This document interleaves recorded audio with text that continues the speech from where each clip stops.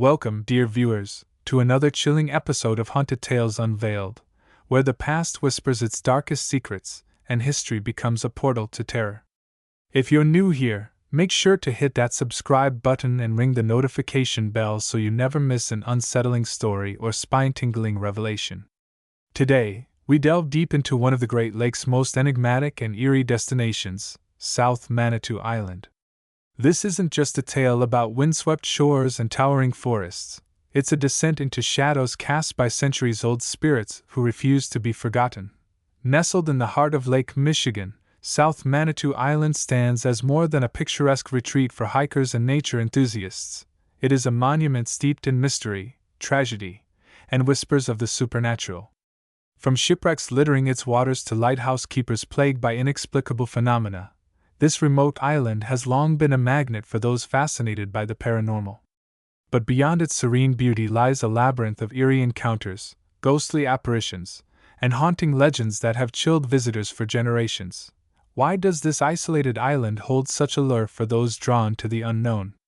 Perhaps it's because the island has witnessed countless human dramas, triumphs, betrayals, survival, and despair, all etched into its very soil. Or maybe it's the lingering presence of figures from its storied past, whose restless souls wander through time, seeking resolution or revenge.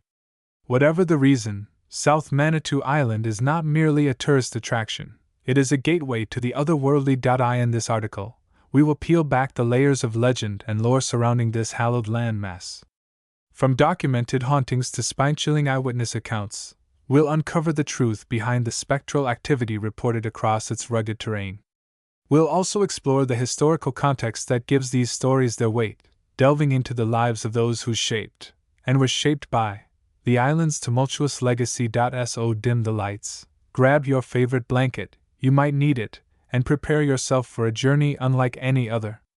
By the end of this exploration, you may find yourself questioning whether ghosts are real, or if they're simply echoes of humanity's unresolved past. Either way, one thing is certain. South Manitou Island holds secrets far darker than anyone could have imagined. Are you ready to step ashore? The birth of a mysterious isle. To understand why South Manitou Island became such fertile ground for ghostly legends, we must first journey back to its earliest days, a time when Native American tribes revered the land as sacred and European settlers saw it as both refuge and peril. Nestled amidst the vast expanse of Lake Michigan, this 3.4 square mile island has served as a beacon of hope and despair throughout its storied existence. Its strategic location along vital shipping routes made it a critical waypoint for mariners navigating treacherous waters, yet its isolation rendered it equally vulnerable to the forces of nature and fate. Long before Europeans arrived, indigenous peoples regarded South Manitou Island with awe and reverence. According to Potawatomi oral traditions, the island was believed to be home to powerful spirits who guarded travelers crossing the Great Lakes. These spirits were said to manifest as glowing orbs hovering above the water, guiding vessels safely to shore, or luring them toward doom if disrespected. Archaeological evidence suggests that early inhabitants used the island seasonally for hunting, fishing, and ceremonial purposes, leaving behind artifacts that hint at their deep connection to the land. However, as colonization spread across North America, the spiritual significance of the island began to fade, replaced by utilitarian concerns. The arrival of French explorers in the 17th century marked the beginning of South Manitou's transformation into a hub of commerce and survival. Fur traders recognized the island's potential as a safe harbor during storms, while loggers eyed its dense forests as a source of valuable timber. By the mid-1800s, the burgeoning shipping industry had cemented the island's importance, prompting the U.S. government to construct a lighthouse atop its highest point in 1839. This iconic structure, later rebuilt in 1872, would become synonymous with the island's identity and its most haunted landmark. Life on South Manitou during this era was harsh but resilient. Small communities sprang up around the lighthouse and nearby docks, populated by families dependent on the whims of the lake for sustenance and livelihood. Farmers cultivated crops in the island's fertile soil, while fishermen braved unpredictable weather to haul in their catch. Yet, prosperity came at a cost. The same waters that sustained life also claimed countless victims, as violent storms and hidden shoals turned the surrounding waters into a graveyard for ships. Over 50 known wrecks lie submerged near the island, each carrying tales of tragedy and loss that continue to haunt its shores. Among these maritime disasters, none looms larger in local lore than the sinking of the SS Michigan in 1885. The passenger steamer ran aground during a fierce gale, stranding over 300 people on the island until rescue vessels could reach them days later. While all aboard survived, the incident left an indelible mark on the collective psyche of the community, fostering superstitions about the island being cursed. Similar sentiments arose following the influenza pandemic of 1918, which decimated the small population and led many survivors to abandon their homes permanently. As families departed, they left behind not only empty houses but also unresolved grief and unanswered prayers. Even as modernity encroached upon the island, its roles shifted once again. In 1958, the Coast Guard decommissioned the Lighthouse, marking the end of an era. Today, South Manitou operates largely as a national park preserve, attracting tourists eager to explore its pristine wilderness and learn about its rich history.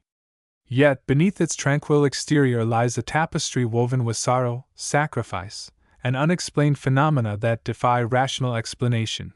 This complex interplay of natural beauty and human drama forms the foundation upon which the island's ghostly reputation rests. Every tree swaying in the breeze carries echoes of the hopes and fears of those who walked its trails centuries ago. As we move forward into the realm of the supernatural, keep in mind how deeply intertwined these historical threads are with the eerie tales that follow. After all, it is impossible to separate the specters said to inhabit South Manitou Island from the people and events that gave them life, or perhaps death, in the first place. Ghost stories and supernatural phenomena. As twilight descends over South Manitou Island, casting long shadows across its dunes and forests, the air grows heavy with an unshakable sense of foreboding. Visitors and locals alike have whispered about the strange occurrences that unfold under cover of darkness, phenomena so unsettling they blur the line between reality and nightmare. From disembodied cries echoing across the shoreline to ghostly figures glimpsed in the moonlight, the island is a veritable hotspot for paranormal activity. Let us now delve into some of the most compelling accounts that have solidified its reputation as one of the Great Lakes' most haunted locations. One of the most frequently reported phenomena involves the sound of mournful wailing emanating from the waters surrounding the island. Fishermen and kayakers recount hearing anguished voices calling out from the depths, even when no boats or people are visible nearby. Some describe the cries as desperate pleas for help, while others interpret them as warnings meant to deter intruders. Locals believe these spectral sounds belong to the victims of shipwrecks scattered along the island's underwater perimeter.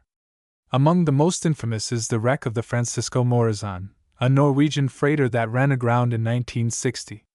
Though all crew members survived, witnesses claimed to see shadowy figures pacing the beach where the vessel met its demise, their forms dissolving into mist as dawn approaches. Perhaps the most enduring ghost story tied to South Manitou revolves around the lighthouse keeper's quarters. Built adjacent to the towering beacon, this modest dwelling housed generations of lighthouse keepers and their families, many of whom endured hardships unimaginable to outsiders. One such family, the Johnsons, occupied the residence during the late 19th century. According to local legend, Mrs. Johnson succumbed to illness after giving birth to her third child, leaving her husband to raise the children alone. Since her untimely death, visitors report seeing a woman in Victorian-era attire standing at the window of the keeper's house, gazing wistfully toward the horizon. Others claim to feel a sudden drop in temperature when entering certain rooms, accompanied by the faint scent of lavender, a fragrance Mrs. Johnson reportedly favored. On several occasions, overnight guests have awakened to find the bedcovers neatly folded at the foot of their beds, despite having fallen asleep with them tucked securely around themselves. Another recurring figure is that of a young boy named Thomas, whose tragic fate remains shrouded in mystery. Eyewitnesses describe encountering a pale, wide-eyed child wandering the wooded paths near the old schoolhouse ruins. Dressed in tattered clothing reminiscent of the early 20th century, he appears lost and frightened, often clutching a wooden toy boat. Attempts to approach him typically result in his abrupt disappearance, leaving behind only the faint impression of tiny footprints in the dirt. Some speculate that Thomas drowned while playing near the shore, his spirit condemned to roam the island indefinitely. Others suggest he represents the countless children who perished during epidemics like the 1918 flu outbreak, their deaths overshadowed by adult tragedies. But not all encounters are visual. Many visitors report experiencing unexplained physical sensations while exploring the island's secluded corners. Hikers traversing the Valley of the Giants, an ancient grove of towering cedar trees, describe feeling icy fingers brush against their skin, despite the absence of wind or other hikers. Others recount being overcome by waves of dread for no apparent reason, forcing them to flee the area entirely. Even seasoned outdoor enthusiasts admit to feeling uneasy in certain parts of the forest, particularly near the abandoned cemetery where early settlers were laid to rest. Here, the oppressive atmosphere seems almost palpable, as though the weight of centuries-old secrets presses down on unsuspecting intruders.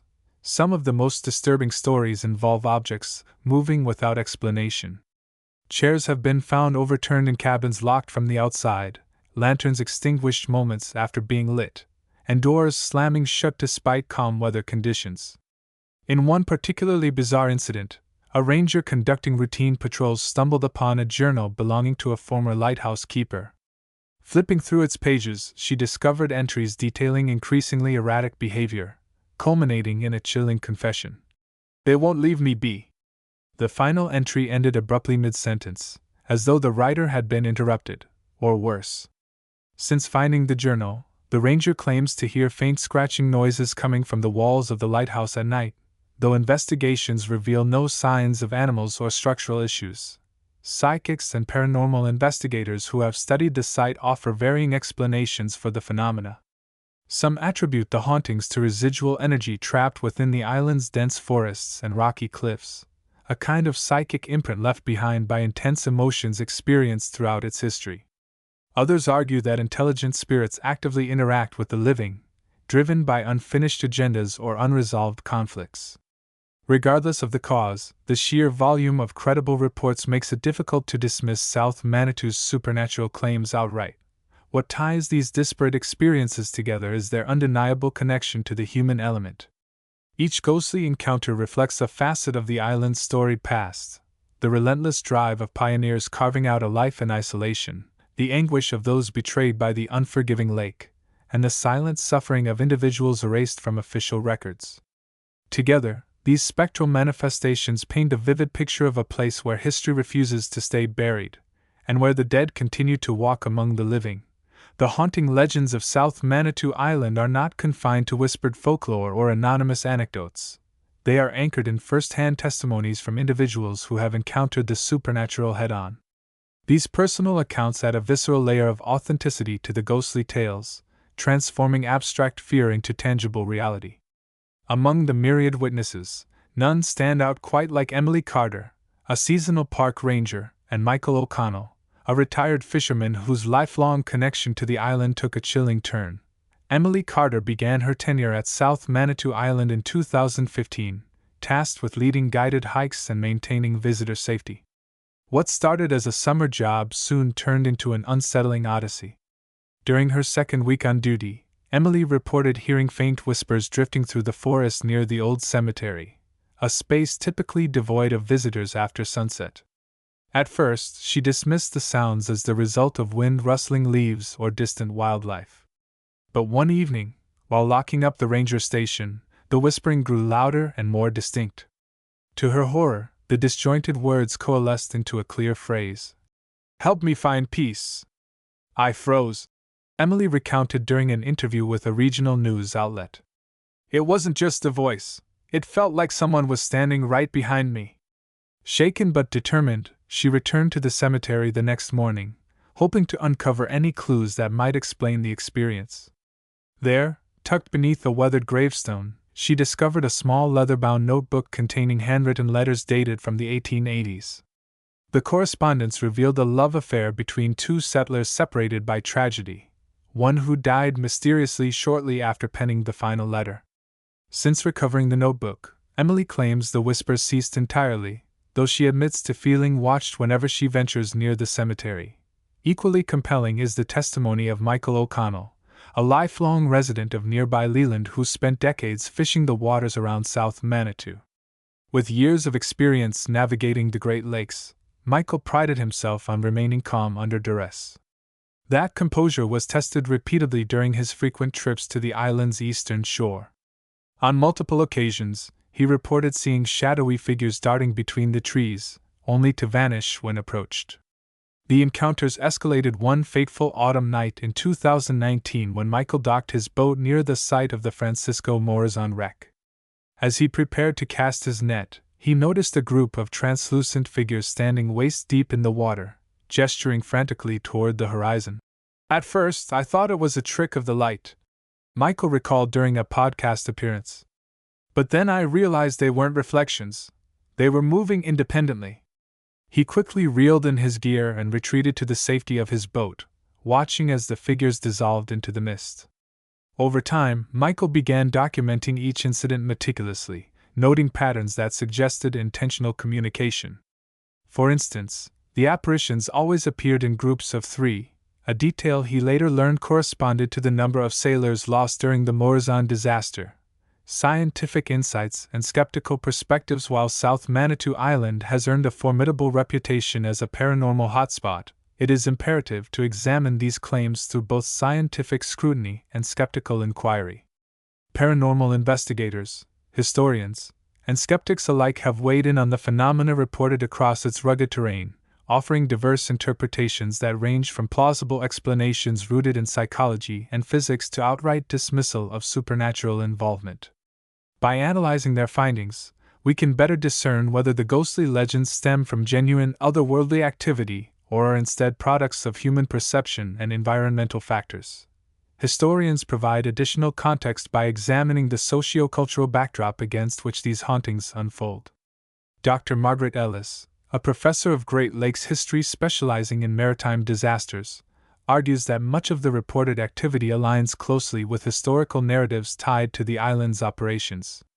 The idea of restless spirits tied to shipwrecks or illnesses isn't surprising, she explains. People in the 19th and early 20th centuries placed immense value on honor and legacy. If someone believed their death was unjust or unresolved, it's conceivable they'd cling to places associated with their final moments. Ellis points to cases like the drowning of young Thomas, suggesting that unresolved guilt or shame could manifest as lingering energies perceived as ghostly presences. This perspective underscores the interconnectedness of human emotion and architectural spaces, framing the hauntings less as supernatural events and more as reflections of collective memory embedded in the environment. Skeptics, however, remain unconvinced. Prominent critic and author James Randi, known for his staunch opposition to pseudoscience, dismisses claims of paranormal activity as wishful thinking amplified by confirmation bias. In a televised debate on the topic of haunted sites, Randi argued that humans possess an innate tendency to seek patterns and assign agency to ambiguous stimuli. When you combine this cognitive predisposition with dim lighting, creaky floorboards, and centuries-old buildings steeped in dramatic history, it's no wonder people imagine ghosts, he stated. His critique extends to the tools used by paranormal investigators, which he contends lack rigorous calibration standards and are prone to producing false positives. For example, slight temperature variations detected by thermal cameras might simply reflect drafts or uneven heating rather than ectoplasmic entities. Environmental scientists offer another angle, proposing that certain physical properties of South Manitou itself contribute to its eerie ambience. The island's dense forests, coupled with its location near underground water sources. Psychologists also weigh in, emphasizing the role of suggestion and expectation in shaping paranormal encounters. Professor Lisa Jenkins, a specialist in cognitive biases and belief systems, notes that cultural conditioning plays a significant role. If someone enters a reputedly haunted site expecting to see or hear something unusual, their brain will prioritize sensory data that aligns with those expectations, she says. Jenkins references classic experiments involving staged, haunted environments, where participants consistently reported supernatural occurrences despite knowing beforehand that everything was fabricated.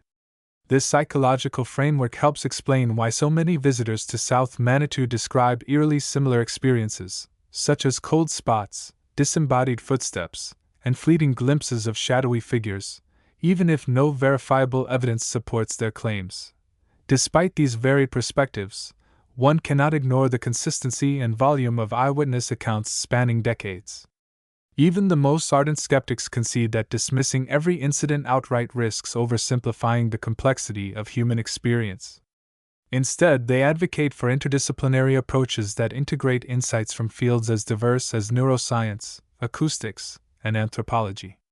By doing so, researchers may uncover not only the mechanisms behind purported hauntings but also deeper truths about how we interact with history, memory, and the spaces we inhabit.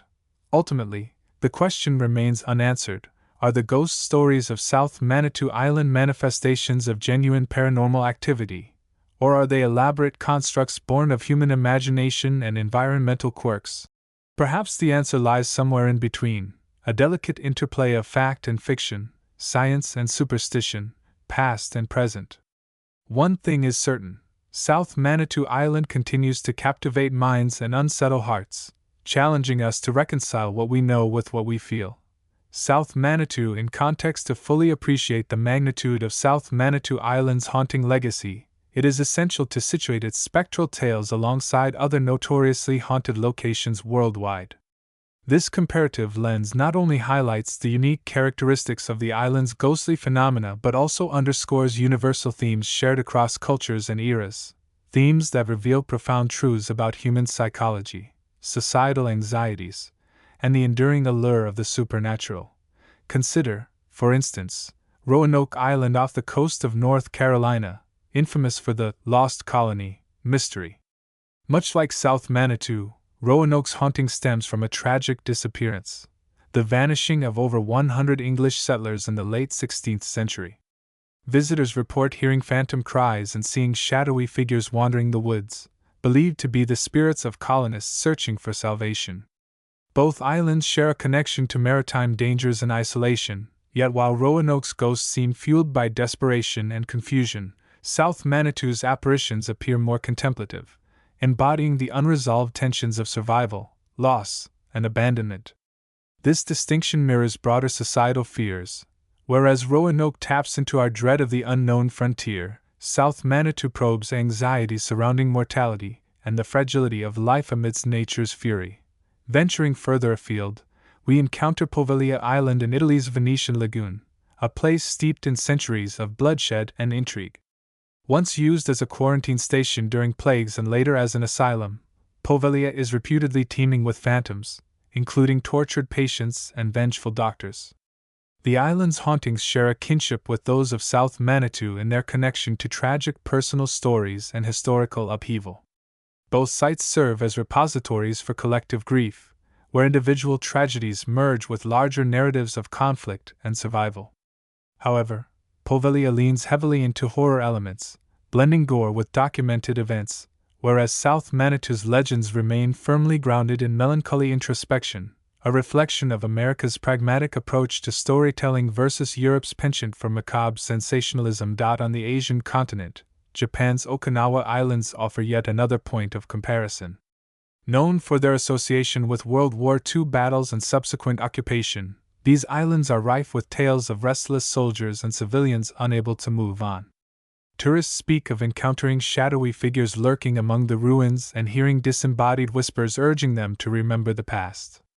Unlike the structured environments of South Manitou's Lighthouse or Poveglia's Asylum, Okinawa's haunting stems from its natural caves and scars of war, a stark contrast that illuminates how setting influences perception. Where South Manitou exudes orderliness disrupted by inexplicable phenomena, Okinawa embodies disorder itself, amplifying feelings of disorientation and dread. Despite these differences, both locations grapple with existential questions about life, death, and the boundaries between worlds, a testament to humanity's shared fascination with mortality. Closer to home, the RMS Queen Mary in Long Beach, California, presents a fascinating parallel to South Manitou. Docked permanently as a hotel and museum, this ocean liner features labyrinthine hallways, sealed-off sections, and ghost tours recounting its dark past. Passengers and crew alike have reported encountering shadowy figures, hearing phantom footsteps, and witnessing doors opening and closing on their own.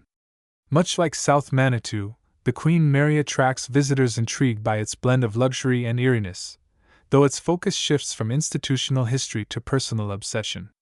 Here, the haunting centers on tragedy and regret, themes echoed faintly in South Manitou's tales of shipwrecks and unfulfilled legacies. Both sites challenge visitors to confront uncomfortable truths about ambition's costs and the ways humanity seeks closure amidst uncertainty. These comparisons illuminate several recurring motifs across haunted locales: power dynamics, unresolved trauma, and the interplay between architecture and emotion. Whether set in colonial settlements, plague-ridden islands, battlefields, or luxury liners, these stories tap into primal fears while reflecting specific cultural values. For South Manitou Island, its haunting legacy resonates uniquely because it embodies quintessential American ideals: exploration, resilience, and harmony with nature, while exposing their darker undercurrents.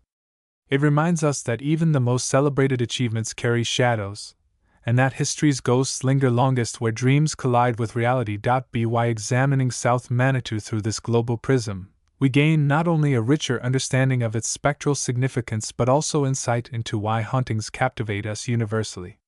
They are more than mere entertainment. They are mirrors reflecting our deepest hopes, fears, and curiosities. And perhaps, in confronting these echoes of the past, we find solace in knowing we are not alone, not in our struggles, nor in our search for meaning amidst uncertainty. As we draw this chilling exploration to a close, let us pause and reflect on the timeless allure of haunted places like South Manitou Island. These spectral sites are not merely relics of geography or history, they are vessels of emotion, memory, and the human condition. They remind us that every landscape, no matter how grand or humble, bears the imprints of those who have walked its trails, touched its trees, and breathed its air. South Manitou, with its rich tapestry of triumphs and tragedies, stands as a testament to the enduring power of stories, those told by the living and those whispered by the dead. What draws us to these haunted spaces? Is it the thrill of the unknown, the tantalizing possibility that something beyond our comprehension exists just out of reach? Or is it the comfort of connection, the reassurance that even in death, our legacies persist, shaping the world long after we are gone? Perhaps it is both. South Manitou teaches us that hauntings are rarely about fear alone, they are about resonance. They echo the unresolved conflicts, unspoken regrets, and unfulfilled dreams of those who came before us, urging us to listen, to remember, and to learn. For storytellers, historians, and seekers of truth, there is much to glean from studying South Manitou's spectral phenomena. Its ghostly tales invite us to peer beneath the surface of history, to question the narratives we accept, and uncover the ones hidden in plain sight. By embracing these stories, not as mere curiosities but as vital pieces of our collective heritage, we honor the lives and struggles that define us. We recognize that the past is never truly past. It lives on in the rustle of leaves, the crash of waves, and the shiver that runs down your spine when you least expect it. So, dear readers and viewers, as you step away from this article, take a moment to consider the places you frequent, the shores you stroll, the forests you traverse, the landmarks you admire. Each carries its own secrets, its own echoes waiting to be heard. And should you ever find yourself standing on the windswept beaches of South Manitou Island, know that you are not merely a visitor, you are part of its ongoing story. Listen closely, for the whispers of history may yet reach your ears. Before we part ways, don't forget to subscribe to Haunted Tales Unveiled for more spine-tingling journeys into the unknown. Hit that notification bell so you won't miss our next adventure, and share this tale with friends who dare to explore the shadows. Until then, stay curious, stay brave, and remember, sometimes, the most haunting stories are the ones closest to home. Good night, and sweet nightmares.